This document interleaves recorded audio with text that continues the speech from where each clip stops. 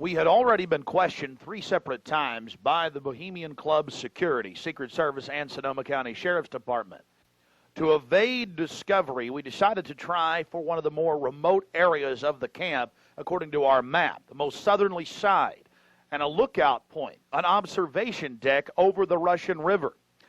While Mike Hansen was watching for the sheriff's deputies that were down the path and over the bridge in a guard shack, I began to shoot the video you just witnessed. After we turned the camera off, one of the Sonoma County Sheriff's deputies showed up and began asking us why we were filming. We calmly told him we were just sightseeing as members of the Bohemian Club. The point that has to be made here, though, is they do have hidden cameras, because there's no way that they would have been able to witness us videotaping from where the guard shack was located. And then upon walking back by the guard shack, we actually witnessed banks of television screens and wires leading up into the redwoods and disappearing. Also visible from the observation deck is the famous sunning area for the establishment lackeys and their palms. Here you can see some of the fine carpeting out on the floaty. The long history of men enjoying themselves has even been written about in the gossip column of the San Francisco Chronicle, writing that a man on his own often gets invited back to the camp by gay bohemians. Even 100-year-old annals have admitted the homosexual activities. After escaping the sheriff's department, Mike and I traveled high into the hills to wait until dark and the beginning of the cremation of care ceremony.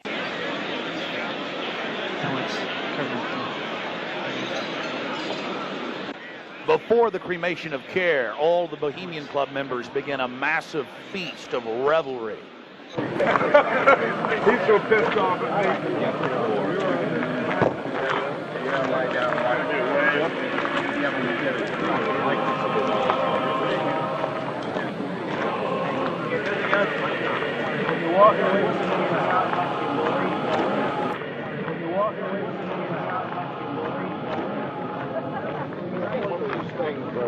After the feast, cult members travel from the main dining area under the trees out to the eastern side of the lake, where they congregate and prepare themselves to properly thank their deity. Again, the 3,000-plus-year-old Moloch.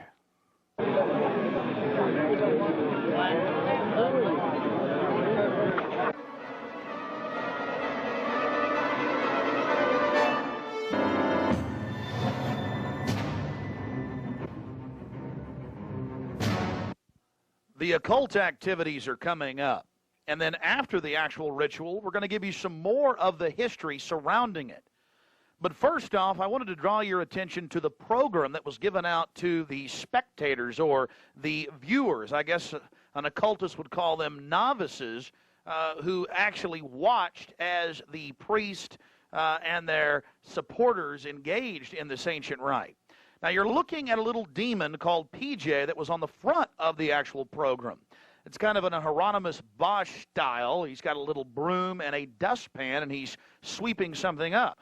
Now, even more shocking is the figure of a human body burning in the flames. In fact, I've shown it to people that are experts in anatomy, to actual doctors, and they say that the anatomical size is that of a baby or small child. Notice how large the cranium is in comparison to the torso, that is the ribs. Understand, ladies and gentlemen, this is from the program itself given out to the establishment lackeys witnessing these sinister activities. Remember, in Babylon and Tyre, they would throw their children into fiery pits. Look at the size of the hands compared to the rest of the body. Only children show these anatomical details. Now, of course, it's been airbrushed in, but it shows the psychology. Now, this is the only skull we actually caught on tape. We've blown it up for you over one of the major meeting houses. Of course, it's not a real skull. It was extremely oversized up on the signage. The point we're trying to make here is the entire compound was literally infested with symbols of death, skulls, owls. At long last, here it is, the cremation of care unveiled.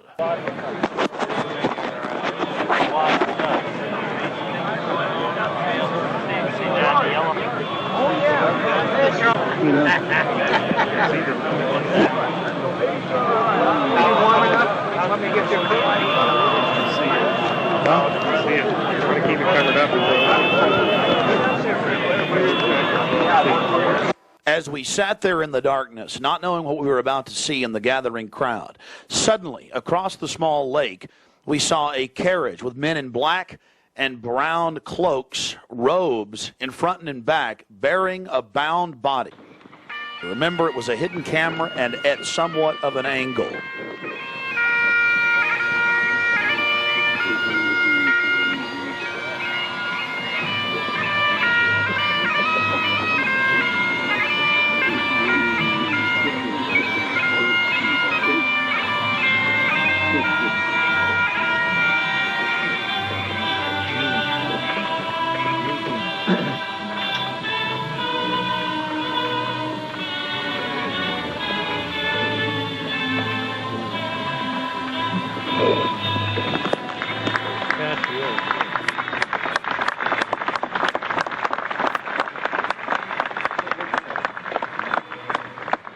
Something particularly pleasing was happening for the Bohemian Grovers with whatever developed with that crowd of men in black and brown and the bound body on the back of the buggy. They drove behind big black tarps they had hanging out of the trees.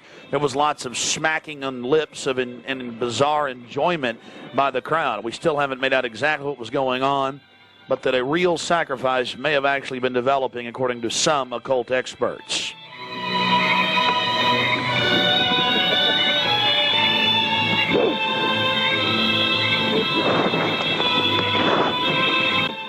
All the time in the darkness across the small lake, the men in black were doing something behind the dark curtains hanging from the redwood trees. Then after about 10 more minutes of music, suddenly all around the owl, activity began. Here is the main central part of the ritual. The owl is in his leafy temple. Let all within the grove be reverent before him. Lift up your heads, O ye trees, and be ye lifted up, ye everlasting spires. For behold, here is Bohemian shrine, and holy are the pillars of this house. Weaving spiders, come not here.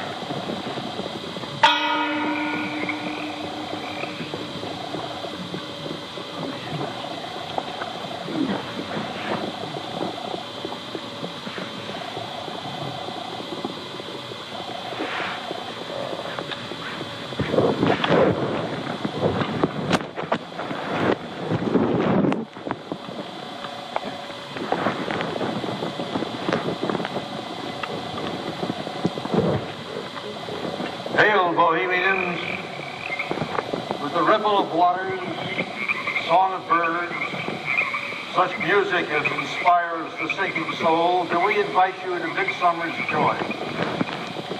The sky above is blue, sown with stars.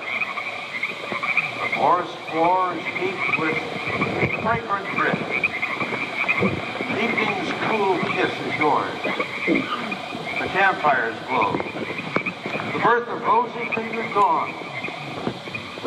Shake off your sorrows with the city's dust and cast to the winds the cares of life. Let memory bring back the well-loved names of gallant friends who knew and loved this grove. Dear boon companions of the long ago. Aye, let them join us in this ritual. Not a place be empty in our midst. O beauty's vassals, who hold in this gray autumn of the world her springtime in your heart, attend our tale. Gather, ye forest folk, and cast your spell over these mortals. Touch their world-blind eyes with fairy unbelief. Open their eyes of fancy. Blow all the memories of yesterday and seal the gates of sorrow. It is a dream, and yet not all a dream. Joel Kerr, in all of his works, Harvard has banished Babylon and goodly Tyre, so shall they also vanish. But the wilding rose blows on the broken battlements of Tyre, and walks rend the stones of Babylon.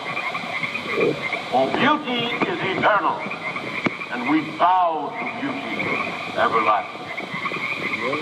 For lasting happiness, return to one alone, and she surrounds you now.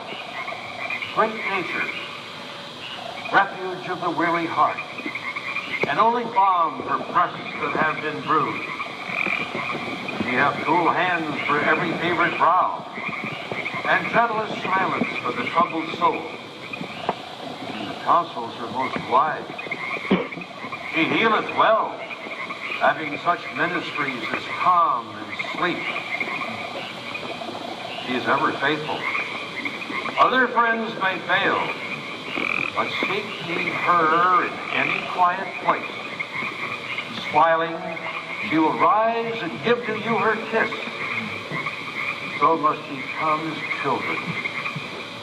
Little children that believe nor ever doubt her beauty and her faith, nor deem her tenderness can change or die.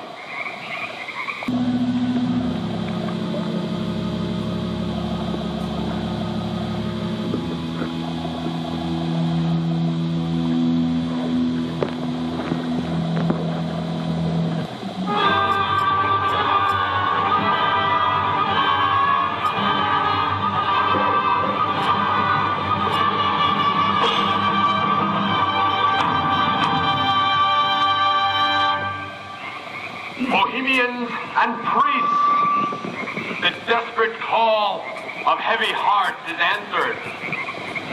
By the power of your fellowship, dull care is slain.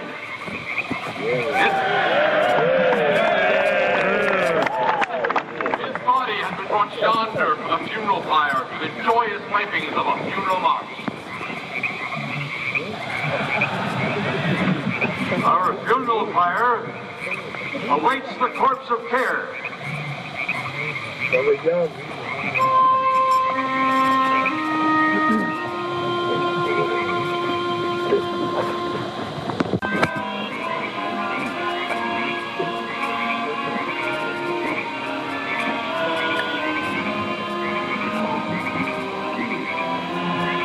Here you have the boatman. His face is painted up like a skull, bringing the bound body across the water. Again, we'll have enhanced video of this later. And let's see if you can pick up all of the different occultic meanings in the speeches you're about to hear.